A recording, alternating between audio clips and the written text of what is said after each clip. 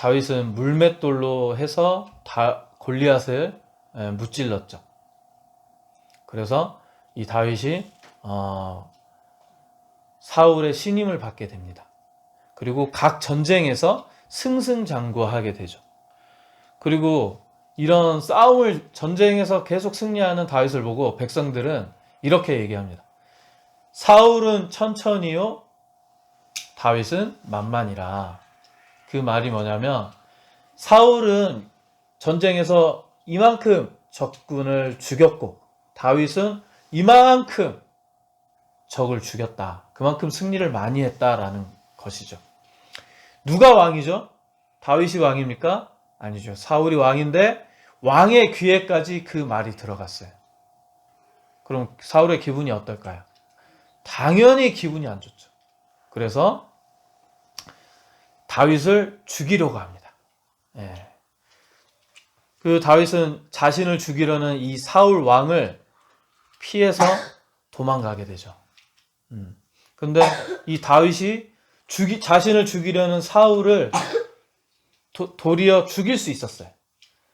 그런데 2번이나 그 사울을 살려주게 됩니다. 그리고 또 다윗의 삶을 보면 자신의 셋째 아들 압살롬이라는 사람이 있어요.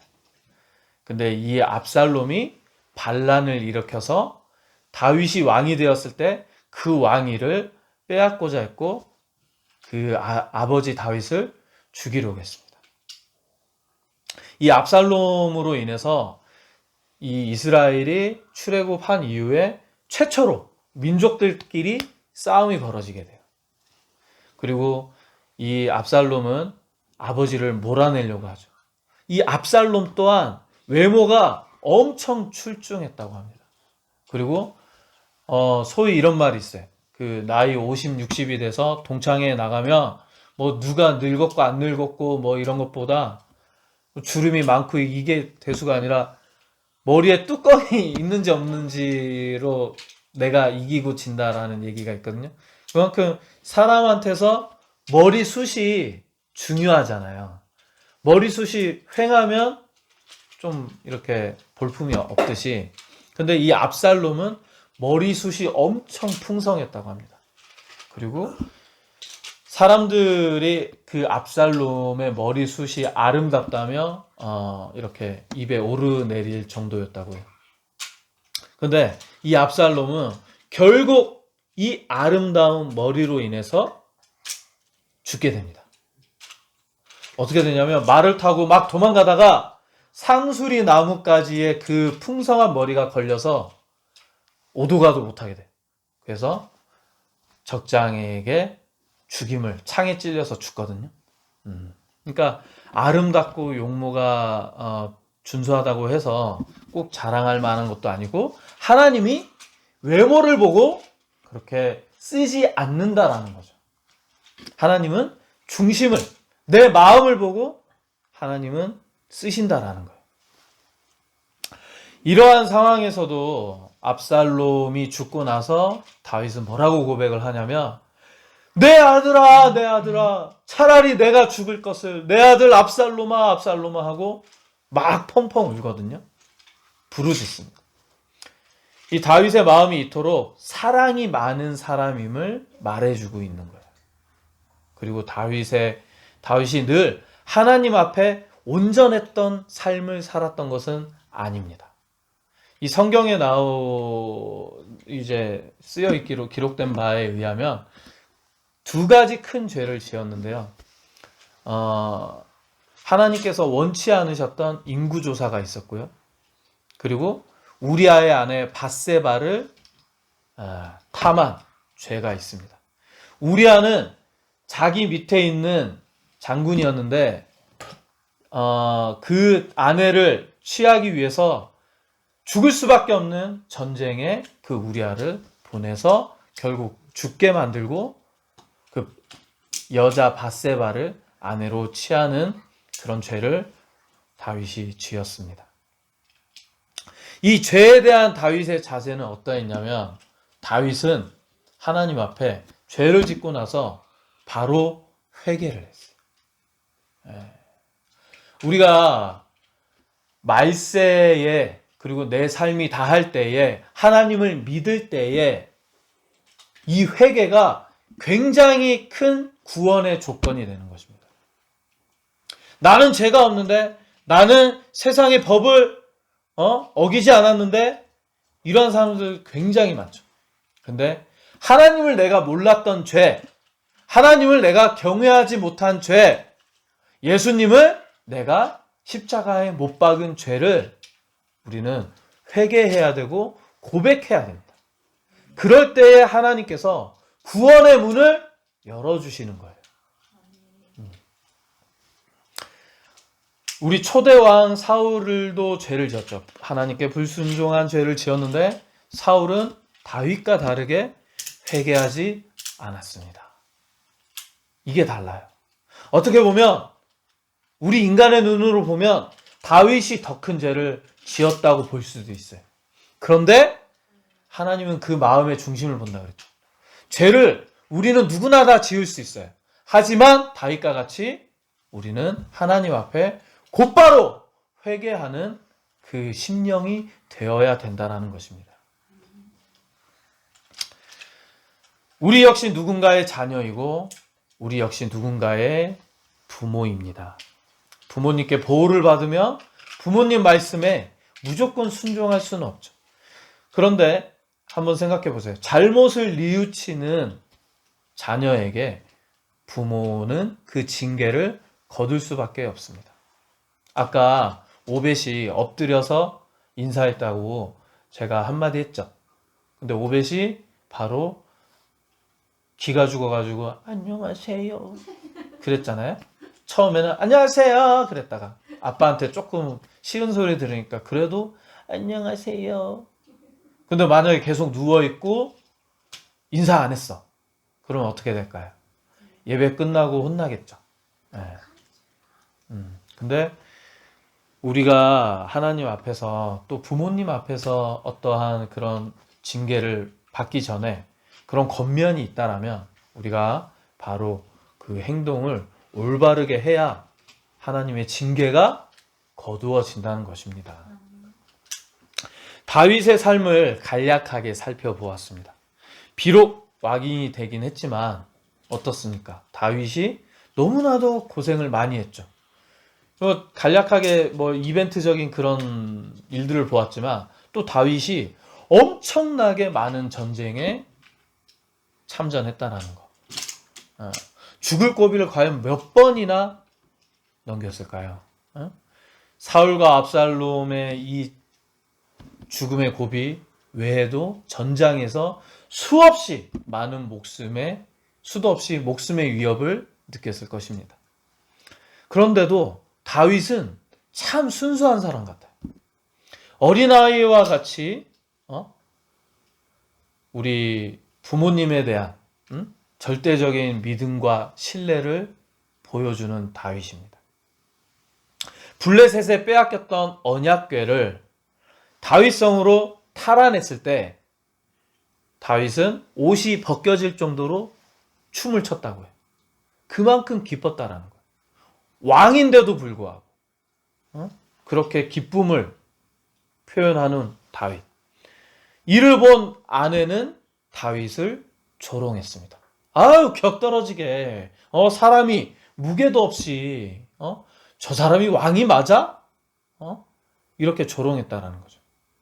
그런데 이렇게 조롱한 아내는 하나님의 징계를 받게 됩니다.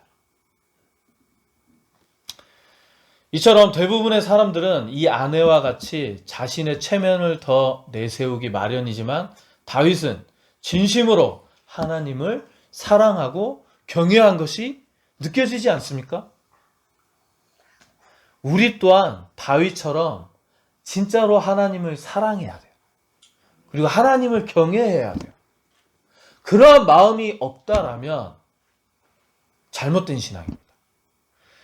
그러한 마음이 생길 수 있도록 우리는 더 고민해야 되고 기도해야 되고 말씀을 묵상해야 돼요. 저 십자가를 바라보면서 그러한 마음이 사랑이 샘솟아야 됩니다.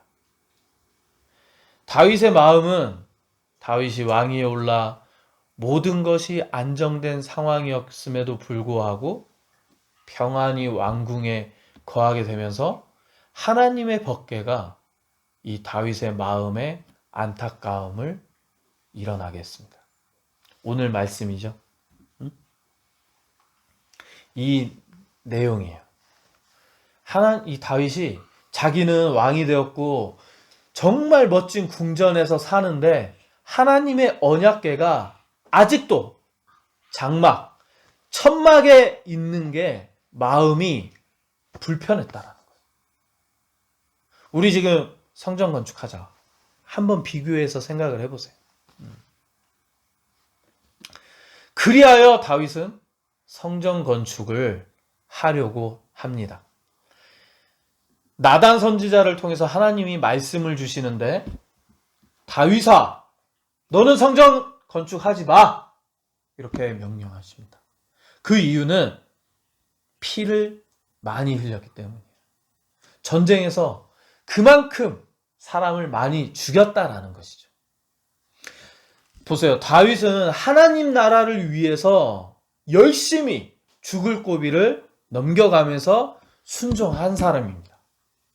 그 순종으로 인한 결과는 피를 많이 흘렸기 때문에 성전 건축을 하지 말라고 했던 거예요. 우리가 아무리 뜻이 있고 그 뜻이 선하고 정직하고 아름답다 할지라도 그 일을 진행하시는 분은 누구다? 여호와 하나님이시다. 내 마음대로 내 의지대로 할 수 있는 것이 절대로 아니라는 것입니다. 하지만 다윗의 마음은 얼마나 아름답습니까? 자녀가 있는데 우리의 부모님이 허름한 집에 산다고 해서 그 집을 지어드리려고 하는 부모가 있다라면 욕하는 사람이 있을까요? 아무도 없을 것입니다. 이런 자녀를 부모가 예뻐하지 아니할 수가 없죠. 우리 다윗에게 주시는 하나님의 축복은 첫 번째 구절을 보시면 원수를 멸하시며 그 다윗의 이름을 위대하게 해주시겠다라고 언약을 맺으십니다. 그리고 두 번째 축복으로는 11절에 이리저리 쫓겨다니지 않게 하겠다. 우리 방금 다윗의 삶을 나누었잖아요. 어떻죠? 사울에게, 아들에게, 군대 전쟁에서 계속해서 도망가고 쫓아다니고 다윗의 삶을 나누었듯이 큰 권력을 가졌음에도 불구하고 계속 쫓김을 당하는 다윗의 마음을 하나님께서는 알고 계셨고 그 마음을 미리 헤아려 주신 것입니다. 그리고 그 고통이, 쫓김을 받는 그 고통이 얼마나 큰 고통인지 하나님께서는 알고 계셨던 것입니다. 그리고 다윗에게 주시는 하나님의 축복 세 번째로는 다윗의 나라를 영원히 견고하게 하리라. 후손들에게도 복을 주시겠다라는 말씀이시죠. 후손들이 범죄를 짓는다고 해도 징계는 하되 사울에게 은총을 빼앗은 것처럼 은총을 뺏지 않겠다고 언약하십니다. 이러한 하나님의 거룩하고 위대하신 언약에 대해서 다윗은 이것이 어찌 인간의 규례이니까 라고 대답을 합니다. 이 말이 무엇이냐면 사람이 어찌 자기를 지으신 창조주께 이런 대접을 받을 수 있겠냐라는 것입니다. 우리 들어보셨는지 모르겠지만 캥거루족 이런 얘기가 있어요. 자녀가 다 성장했음에도 불구하고 아직도 부모의 밑에서 부모의 보호를 받는 그런 사람을 얘기합니다. 그 사람의 눈으로 봤을 때 자녀가 장성했음에도 불구하고 자녀를 그렇게 모시지 못하고 아직도 늙어가는 부모의 그 품 안에서 있는 자녀를 올바른 자녀로 여기지 않죠. 근데 하나님은 자녀를 너무나도 사랑하셔서 그 자녀에게 더 큰 복을 주시고 자녀를 더 보호해 주신다라는 것이죠. 우리는 하나님의 자녀로서 우리는 하나님을 섬겨야 하는 존재입니다. 하지만 정확히 말하자면 우리가 그분의 은혜를 받고 누리며 살고 있다는 것입니다. 다윗은 이 모든 것이 하나님의 은혜임을 깨달은 자입니다. 다윗은 젊어서 하나님 나라를 위해서 정말 고생 많이 했고 평안함을 얻고서도 끝까지 교만하지 않고 하나님의 전을 살피며 성전을 건축고자 한 그 마음으로 하나님은 인간이 절대로 할 수 없는 축복을 다윗에게 부어주신 것입니다. 우리 하나님이 이런 분이시라는 것입니다. 어떻게 인간이 하나님 나라를 영원히 다윗의 나라를 영원히 견고하게 할 것이며 다윗의 이름을 위대하게 할 것이며 어떻게 쫓겨다니지 않게 만들 수 있겠습니까? 하나님이 아니고서는 이러한 축복을 절대로 누릴 수 없는 것입니다.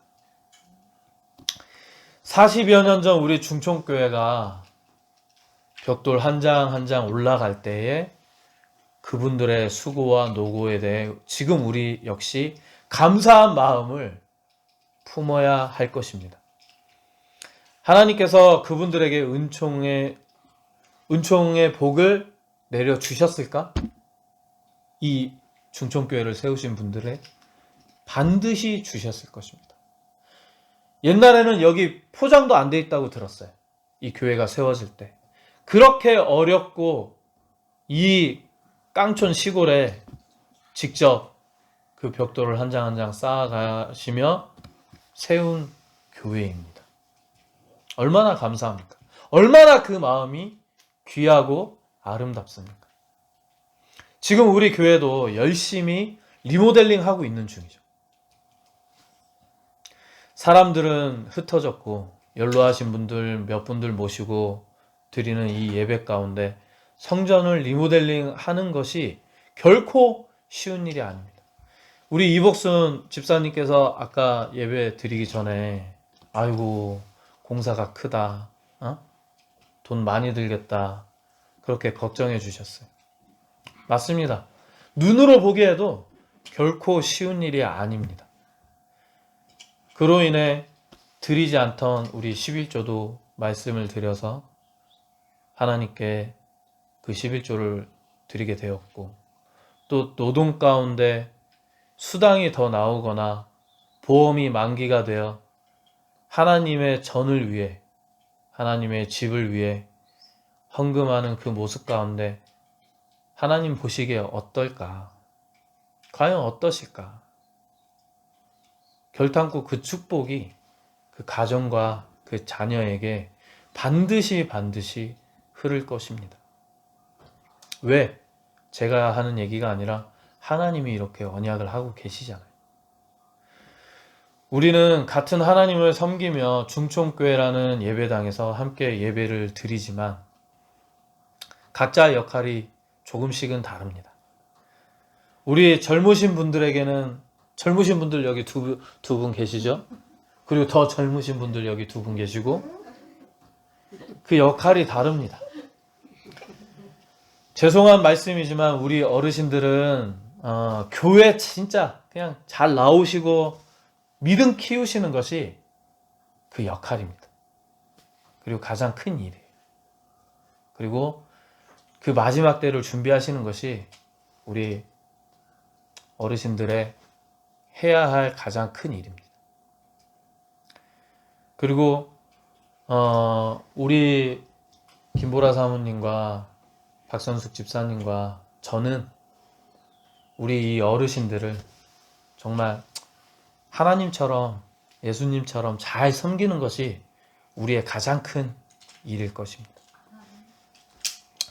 우리 박 집사님께서 세상에 나아가서 열심히 일하셔서 또 공급하셔야 되는 그런 몫이 있고 또 우리 사모도 일하고 식사와 관계를 살피고 저는 또 교회를 치리하며 관리하고 말씀을 전하는 것으로 그 역할이 조금씩 나누어져 있다라는 것이죠. 다윗 역시 자신은 피를 많이 흘렸기 때문에 결국 하나님의 성전을 그 거룩한 일을 하지 못했습니다. 그 일은 아들 솔로몬이 이어갔죠. 그리고 우리에게 모든 일들을 원하시는 것이 아니며 현실 가운데 우리는 이처럼 그저 최선을 맡겨진 일에 최선을 다하면 되는 것입니다. 그리할 때에 하나님께서 다윗을 축복하시듯 반드시 우리를 축복 가운데로 이끌어 주실 것입니다. 참 우리 이복순 집사님 그리고 전영선 할머니, 신성님 할머니, 또 한 번씩 오는 우리 동령이, 또 얼굴 보여준 민지씨 모두 다 감사하죠. 그리고 우리 박 집사님께 참 감사한데 저는 우리 박 집사님께 좀 말씀드리고 싶은 게 신앙을 좀 이기적으로 하라고 말씀을 드리고 싶어요. 여기가 너무나도 힘들고 내 신앙이 만약에 흔들린다라면 그 모임을 하시는 분들 곁으로 가셔도 좋다. 절대 그것은 죄가 아니고 본인의 신앙이 거기에서 커질 수 있다라면 저는 오히려 그쪽으로 가셔야 된다라고 생각이 들고, 만약에 그런 생각이 아니고 중촌교회가 너무나도 좋고 오지환 전도사가 너무나도 좋고 또 우리 어르신들, 우리 김보라 사모님이 너무나도 싫어졌다고 하는 게 아니라 여기에서 신앙생활 하는 게 행복하시다라면 우리는 그렇죠. 끝까지 함께 해주시면 너무나도 감사드릴 거고, 그리고 또 제가 마음 먹는 것 중에 하나가 설사 우리 박 집사님께서 떠나신다 하더라도 저는 그 박 집사님의 그 수고와 노고와 그 우리의 우정이라고 하겠습니다. 그 의리를 알기 때문에 끝까지 축복의 기도를 놓지 않을 것입니다. 우리나라가 주 5일이 되고 수입이 늘면서 많은 사람들이 주말에 나들이 가고 싶어요. 소화가 아주 잘 되신 좋습니다. 네. 건강하신 거예요. 네. 성당에 다니시는 분을 알게 됐는데 그렇게 가까이 지내진 않지만 이렇게 신앙적인 이야기를 조금 나누었는데, 주말에 이렇게 시간이 많이 되고 하니까 가족끼리 놀러 갈 수 있잖아요. 그죠? 가족끼리 놀러 가는 거 정말 좋습니다. 그리고 이분은 성당에 다니신다고 했죠. 그 신부님이 자기보다 어리대요. 그런데 운동하시는 분인데 운동이 나오면 우리 신부님이라고 부르지 않고 땡땡씨 이렇게 부른다라는 거예요. 신부님을. 좀 이해가 안 가더라고요. 네. 밖에 나오면 다 사회인 아니냐 이렇게 얘기하시더라고요. 그리고 주말에 놀러 갈 수 있지 않냐, 너무 교회 성당에 매여 있으면 안 된다. 저도 다 맞는 말이라고 인정을 합니다. 맞아요. 맞는 말인데, 그리고 틀린 말은 아닌데, 이 분의 말씀에 신앙인으로서 오류가 하나 있습니다. 그 오류가 무엇이 빠져 있냐면 우리 삶의 주체이신 하나님이 빠져 있어요. 이분의 생각, 이분의 말씀은 오직 나의 기준이라는 거죠. 나로 인해서 생각하고 사고하는 그런 사람이라 느껴졌습니다. 신앙을 가진 자로서 하나님을 사랑한다면 이런 전제를 우리가 한번 깔고 생각을 해봅시다. 그러면 어떻게 바뀔까요? 안식일날 하나님께 예배드리고 싶어 할 것입니다. 그리고 하나님을 만나고 싶어 할 것입니다. 가족들과 놀러 가더라도 그곳에서 가까운 교회라도 가게 될 것입니다. 하나님께서 그 교회의 대리자로, 하나님의 말씀을 전하는 그 대리자로 세워주신 그 신부님께 교회를 관리하고 치리하고 말씀을 전하는 그 신부님께 함부로 하지 못할 것입니다. 우리가 대통령, 대통령 말을 하는 대변인, 총리, 뭐 비서실장, 그 대통령의 측근들 함부로 할 수 없듯이 하나님을 가려고 세상 것을 내려놓고 선을 끼치기 위한 그 선택을 하고 그 길을 가시는 신부님께 그렇게 씨라고 함부로 할 수 없을 것 같아요. 반대로 목회자 또한 성도를 함부로 대하는 것이 아니라 섬길 때 하나님의 사랑함이 나타낼 수 있도록 성도를 섬겨야 되는 것이겠죠. 지난주 말씀과 같이 어떠한 행위에 따라 하나님께서 복을 주시는 것이 아닙니다. 행위에 따른 그 마음의 중심을 보십니다. 선한 행위를 하고 있지만 그 마음에 불순한 마음이 있다면 하나님 절대 기뻐하실 수 없겠지요. 헌신이라는 이 단어가 참 사람을 기쁘게도 하지만 힘들게도 합니다. 하지만 헌신은 아무나 할 수 있는 것이 아닙니다. 때가 있습니다. 지금 우리 40년 만에 성전 리모델링 하고 있는 것도 하나님께서 우리에게 주시는 귀한 때라는 것이죠. 기쁜 마음으로 우리가 동참할 때에 하나님께서 기쁘신 것이고 우리를 다윗과 같이 예뻐하시어 복을 주시는 때라는 것입니다. 누군가는 에이, 왜 하필 내가 있을 때 성전 리모델링을 하는 거야? 에이, 눈치 보이게. 아이, 돈 들어가는데. 아이, 피곤하네. 짜증나네. 이런 사람이 있다라는 거죠. 그런데 다윗과 같이 우리 교회를 보면서 아이고, 낡았다. 좀 더 좋은 환경에서 예배를 드리면 좋지 않을까. 내가 할 수 있으면 좋겠다. 내가 도울 수 있으면 좋겠다. 내가 그렇게 하나님의 나라를 위해서 기도할 수 있으면 좋겠다. 과연 하나님 보시기에, 아니 인간의 눈으로 보더라도 누가 더 하나님을 사랑하는 사람 같습니까? 여러분은 꿈이 있습니까? 사람은 다 누구나 꿈이 있죠. 자식이 잘 되는 꿈, 내가 건강한 꿈, 뭐 작게는 뭐 맛있는 거 먹는 꿈, 여러 가지 꿈이 있죠. 사람의 꿈은 안타깝지만 이루어지지 않습니다. 그 꿈은 세상적 꿈이라는 거죠. 반면 하나님의 꿈을 다른 말로는 하나님의 비전이라고 하죠. 하나님의 비전은 반드시 이루어집니다. 요한복음 8장에 보면 유대인들과 예수님이 이야기를 나누시는 게 있는데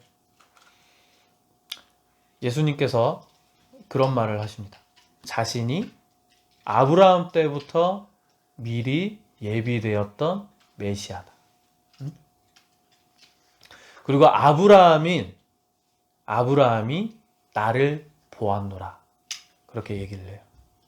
그 말이 무엇이냐면 아브라함이 모리아산에서 이삭을 제물로 바치려고 하죠. 그때 하나님께서 아브라함의 손을 멈추시게 하시고 옆에 보니까 순양을 준비해 주셨습니다. 그 제물이 되는 양을. 이 아브라함은 이 양을 통해서 무엇을 보았을까요? 바로 메시아, 예수 그리스도를 보았던 것입니다. 우리를 사망에서 생명으로 구해줄 예수 그리스도. 예수님께서는 이 유대인들에게 이 아브라함의 이야기를 합니다. 유대인들은 아니 네가 50도 되지도 않았는데 아브라함을 봤다고? 말도 안 되는 소리를 한다며 돌로 예수님을 쳐 죽이려고 해요. 우리가 눈앞에 있는 상황만 본다라면 이 유대인과 같이 예수님을 돌로 쳐 죽일 수밖에 없어요. 왜? 말도 안 되는 얘기를 하고 하나님을 모욕하는 것처럼 들리거든요. 하지만 하나님의 비전은 인간의 한계를 훨씬 뛰어넘습니다. 아브라함, 믿음의 조상, 다윗도 아니고 솔로몬도 아닌 그 이전의 사람 아브라함. 아브라함을 통해서 예수님까지 얼마나 많은 세대가 흘러갔습니까? 아브라함의 이삭 대신 주신 순양은 다윗의 자손 예수님까지 이어지는 하나님의 비전이었고, 다윗에게 언약하신 축복이 성취되는 것입니다. 다윗에게 주시는 하나님의 축복 세 번째, 다윗의 나라를 영원히 견고히 하리라 라고 되어 있죠. 예수 그리스도를 통해서 온 세상에 복음이 전해졌고 우리는 그분의 자녀가 되었으며 그분의 백성이 됨으로써 그리하여 다윗의 나라, 곧 하나님의 나라가 영원히 계속 지속되고 있는 것입니다. 이미 성취되어 가고 있는 중이에요. 또 우리 중천교회 리모델링 공사 역시 다윗의 나라를 견고히 세워가는 일부분인 것이고 하나님께서 주시는 은총의 일부분인 것이고 여러분들의 고생, 여러분들의 헌신, 여러분들의 기도, 마음 하나님께서 다 기억하고 계신다라는 것입니다. 그로 인해서 여러분들을 절대로 그냥 놔두실 분이 아니고 하나님께서 절대적으로 축복하신다라는 것입니다. 할 수 있는데 하지 않는 사람과 부족한 가운데서도 자신의 몫을 최선을 다해서 다 하려고 하는 사람 다 알고 계신다라는 거죠. 당시 천한 직업을 가지고 있었던 목동 다윗은 수많은 헌신을 하며 하나님 나라를 이루었고 하나님께서는 다윗이 살아있는 그 삶에 대한 복만이 아니라 인간의 한계를 초월하는 깊고도 원대한 은총을 주셨습니다. 제가 늘 여러분들을 위해서 기도하는 것 중에 하나가 무엇이냐면 믿음의 가정이 반드시 세워지게 하나님께 간구하고 기도합니다. 바로 하나님께서 다윗에게 주시는 이 축복, 이름이 위대해지고 하나님의 나라, 다윗의 나라가 영원한 우리의 가정이 세워진다라는 것은 바로 이 축복이 흘러가는 것입니다. 하나님의 은총을 간구하는 가장 큰 이유는 바로 여러분들이 축복받고 그 기쁨을 우리가 온전히 다 누렸으면 하는 마음이고 그 믿음 가운데 기쁨 가운데 이 땅에서의 구원을 맛을 보기 위해서 이 땅에서의 구원을 그 기쁨을 안다라면 우리가 삶이 다했을 때 하나님을 만나서 저 천국의 기쁨도 얼마나 크겠습니까? 소망할 수 있는 것이죠. 내가 이 땅에서 죽고 사라진다고 해도 우리 민지, 동령이, 오르난, 오벳은 하나님께서 지켜주시고 또 번성케 해주시며 은총 가운데 있게 될 것이기 때문입니다. 리모델링 2주가 지났습니다. 그리고 이제 2주가량 남았습니다. 마지막까지 하나님 나라를 위해서 우리가 함께 열심히 기도해 주시고 조금 더 힘을 내 주십시오. 그리고 마음을 다해 주십시오. 반드시 하나님께서 하나님 나라를 위해서 헌신하는 우리 중천교회 성도 여러분들을 기억하시며 은총을 부어 주실 줄로 믿습니다.